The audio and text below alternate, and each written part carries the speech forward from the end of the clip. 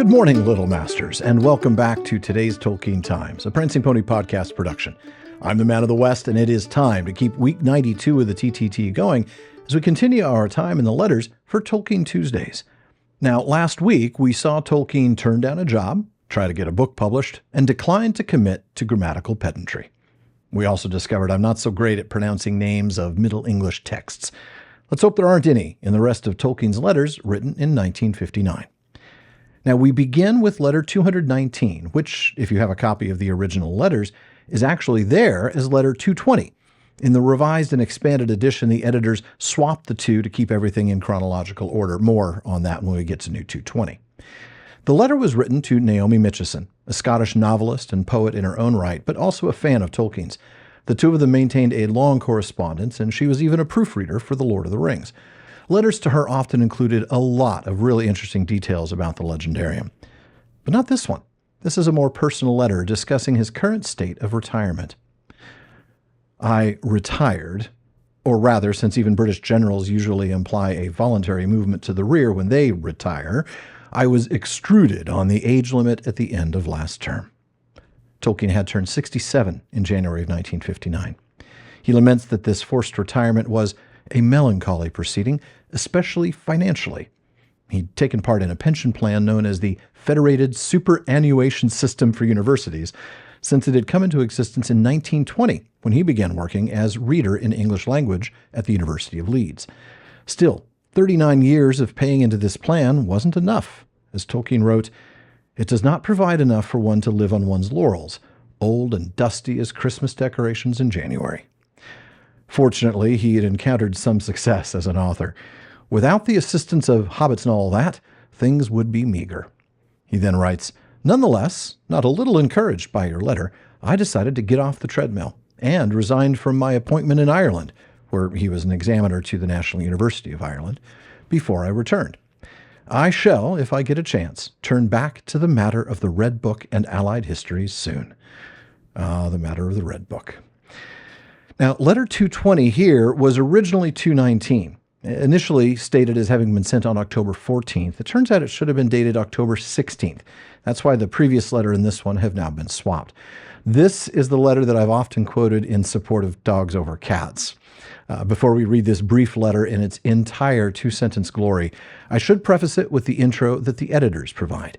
A Cambridge cat breeder had asked if she could register a litter of Siamese kittens under names taken from The Lord of the Rings. Tolkien's brief response to Alan and Unwin? My only comment is that of Puck upon mortals. I fear that to me, Siamese cats belong to the fauna of Mordor, but you need not tell the cat breeder that. Now, for those of you who've not read A Midsummer Night's Dream, Puck's comment about mortals might still sound familiar. Lord, what fools these mortals be. It's a fine start, Professor. Tell us how you really feel. Oh, wait, he does. Siamese cats belong to the fauna of Mordor.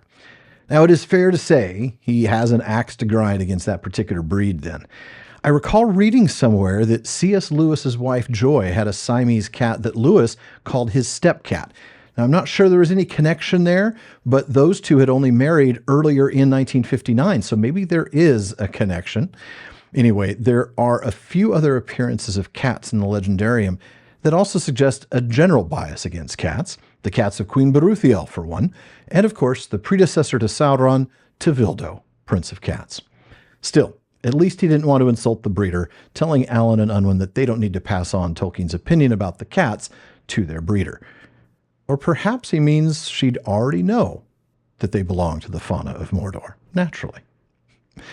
Letter 220A, which is new to this revised edition, was written to Naomi Mitchison from Bournemouth.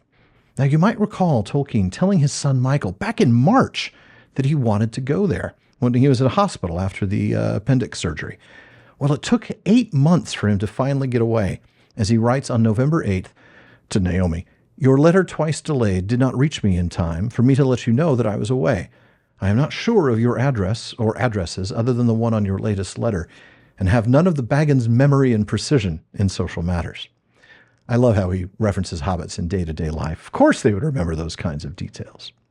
He continues, "We came here a week ago, chiefly on my wife's account, though I myself have not had any holiday since my convalescence in March. in March. It's November. I feel for the guy. I really do. But being away makes it hard to continue his work. As he explains, this is another obstacle to writing, which I do not find easy away from home. I have to say I get that. When I'm traveling for work, whether it's with family or at a moot or a conference, it's almost impossible for me to get any writing for the podcast done. I can't imagine how hard it would be to write the sort of detail-oriented world-building fiction that Tolkien did. Now, to this comment about the difficulty of writing on vacation, Tolkien adds parenthetically that much of the early part of The Lord of the Rings was written in Sidmouth. The footnote to that explains this was likely during a family holiday in September 1938. This vacation, though, the one in 1959, has proven refreshing, it seems, with Tolkien concluding the letter by saying, "We have had astonishing sunshine most of last week, and I hope to return before very long, feeling less tired." Now, the next letter is brief, and I'm going to read it without comment as it speaks for itself. But I do need to lead into it with the cause for the letter. After Tolkien retired, the board of the Faculty of English sent him a letter thanking him profusely. In part, they wished to express the sense of the distinction which your wide, meticulous, and imaginative scholarship has brought to the faculty and to the university. Tolkien's response: "I am deeply grateful to the board of the Faculty of English for the extremely generous terms in which they have addressed me.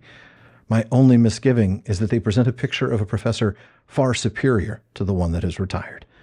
However, conscious merit is no doubt a solace and support, but there is nonetheless a peculiar pleasure in receiving honors and compliments one doesn't deserve. One result of retirement that I never expected is that I actually miss the meetings of the board. Not, of course, the agenda, but the gathering together of so many dear friends."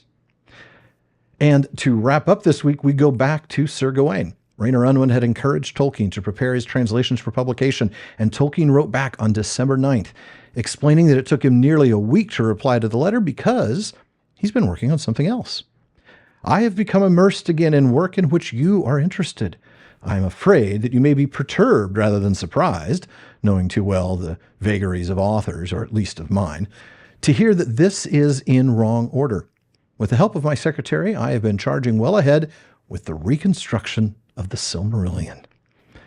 Ah, Professor. He welcomes Rayner's letter as a timely if unwelcome reminder and acknowledges he has to take up the work on Gawain immediately, but acknowledges he shall not manage it before Christmas. More like shall not manage it for several more years, but he couldn't have known that then. For now, though, this wraps up this week's Tolkien Tuesday. Be sure to join me again next week when we'll look at several short, all-new letters written in the early months of 1960. In the meantime, please visit patreon.com/TolkienTimes to learn how you can join the Content Council, get an ad-free feed and a bonus episode every week. And everybody, please join me again tomorrow on today's Tolkien Times for Word Nerd Wednesday. Podcast listeners, be sure to subscribe to the show in your podcast apps. For those of you on YouTube, like and subscribe to this channel for all of the PPP productions. And be sure you're following @PrancingPonyPod on your social media. Finally, as Faramir says, go with the goodwill of all good men.